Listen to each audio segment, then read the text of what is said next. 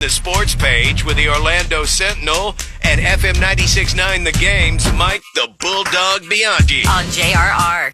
All right, I think we got the Bulldog there. Mike, we got you? I am here, baby. Hey, I know you mentioned earlier in the week the passing of Larry Guest. I just wanted to, again, say to you what I want to say on the air, what I said to you via text yesterday. Your column on the gentleman, the storied columnist for many years here in Central Florida in the Orlando Sentinel. Your piece was phenomenal. I saw that too. Well, I appreciate that. Thank you. Yeah, Larry Guest, one of the big time columnists from the good old days when newspapers meant something. What did you say? I believe your words were a guy that I could never replace because he was that good. He was that good, and again, newspapers mattered back then. So, yeah, it's the media's obviously changed a lot in the last since the internet. As I wrote, the internet hit the newspaper industry like a giant meteor. But you have to remember OrlandoSentinel.com. That's right. You can read that column at OrlandoSentinel.com. Guess who's on the verge of being back for the Magic? Paolo came back last week, and The Franz? The Franz. He had his injury designation upgraded yesterday. He went from, quote, torn right abdominal muscle to, quote, return to competition reconditioning. So the injury is healed. Now he's just got to get back in some playing shape. He's probably going to be back in 3-4 games. So the Franz close to being back. That's a major step for the Magic. Jalen Suggs, of course, their starting point guard. He still remains out with that strained back, but he should be back soon. So the Magic should be back to close to full strength. Now, they're not going to be full strength because Mo Wagner, the Franz's brother, he's out for the season, but and he was having a great year. But their entire starting lineup should be back within the next 2 weeks. All right, so shorthanded again tonight at Milwaukee.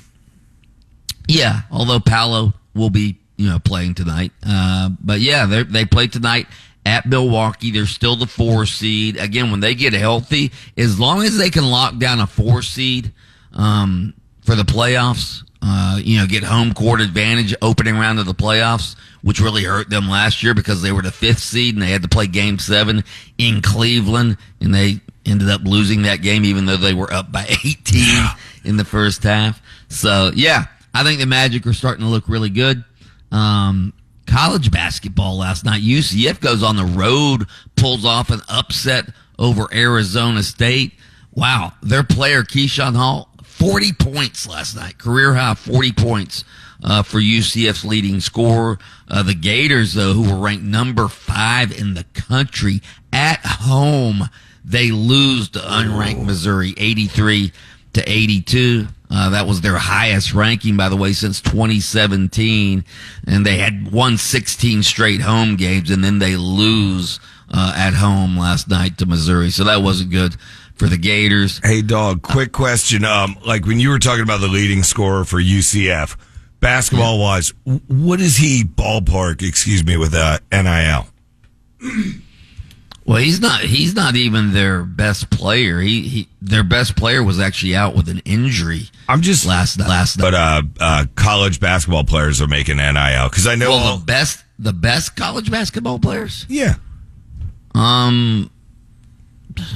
Couple mil. I don't know, a mil. Okay, close to a mil. Yeah, I know it all goes most of it towards football, rightfully so. Sorry, basketball players, but just checking. Yeah. Where was I going? I was watching. Did you guys watch any of that? Have you watched any of this simulated golf league? Is this that Tiger Woods Rory McIlroy thing? Yeah, it's called the TGL. It's on every Tuesday on ESPN. And last week was the debut, and Rory played last week. Tiger played last night, and I was watching a little bit of it.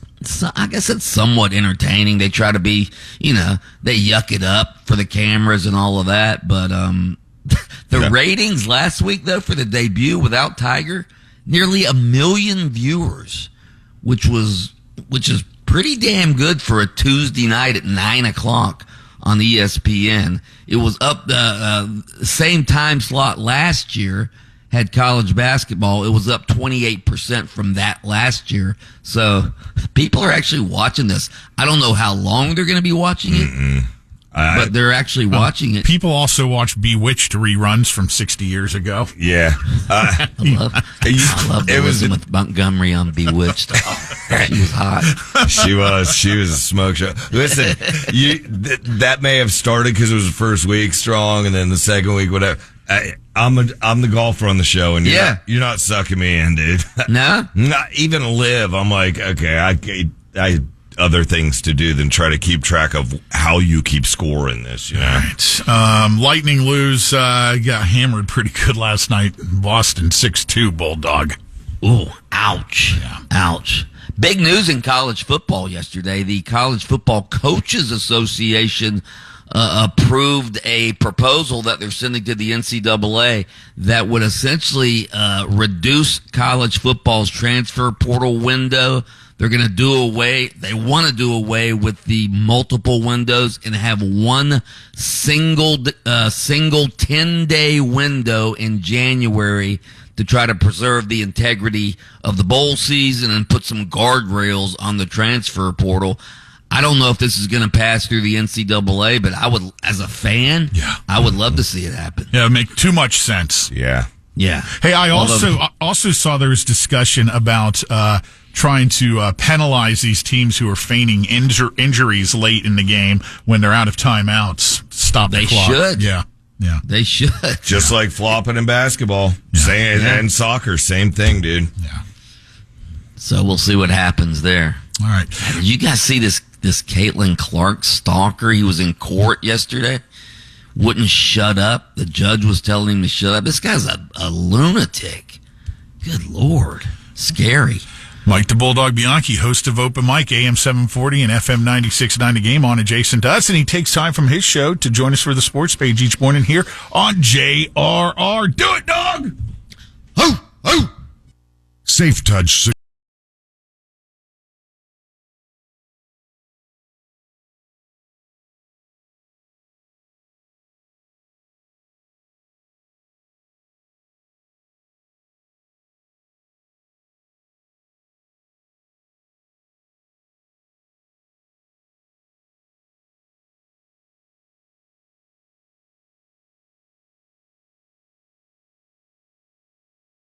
Like 101.1 WJRR, Orlando's rock station.